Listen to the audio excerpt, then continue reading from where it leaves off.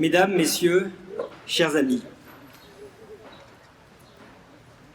je suis particulièrement fier et heureux d'être parmi vous aujourd'hui. Merci, Monsieur le maire, cher Jean-Luc, pour la confiance que vous avez placée en moi pour mener à bien ce projet hautement symbolique pour la ville de Toulouse. Comment représenter François Verdier? Comment exprimer son action de résistant en même temps que sa vie publique?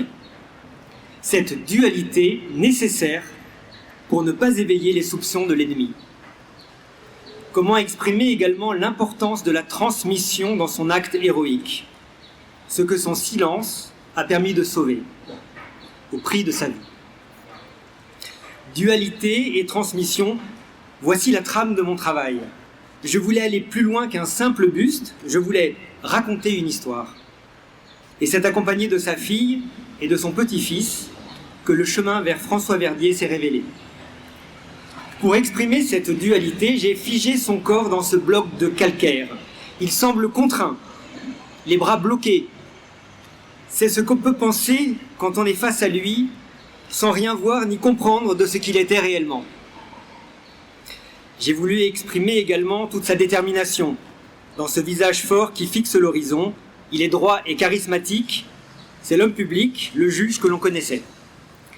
Faites face à ce résistant et vous ne verrez rien d'autre qu'un homme déterminé.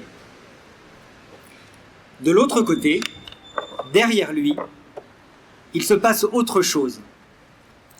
Dans son dos, un livre dans lequel sont notées les idées principales du programme Les Jours Heureux, véritable squelette de la société que l'on connaît aujourd'hui et que le Conseil national de la résistance a préparé et mis en place. Une démocratie plus étendue, la liberté de penser, le respect de la personne humaine, l'égalité des individus devant la loi, le droit au travail, plan complet de sécurité sociale et bien d'autres choses encore. François Verdier, par son action, a aidé à sauvegarder ce programme essentiel aujourd'hui. Cette transmission, c'est le message fort, un véritable exemple pour les générations futures.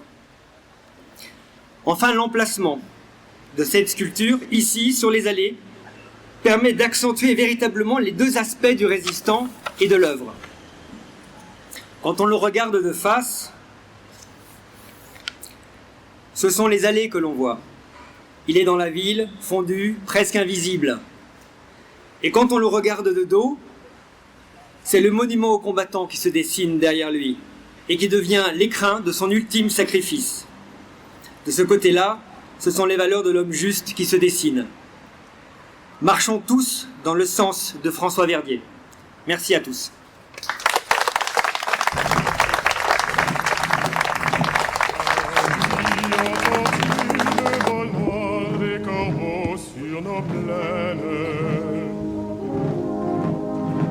Amis, entends-tu ces cris sourds du pays qu'on enchaîne?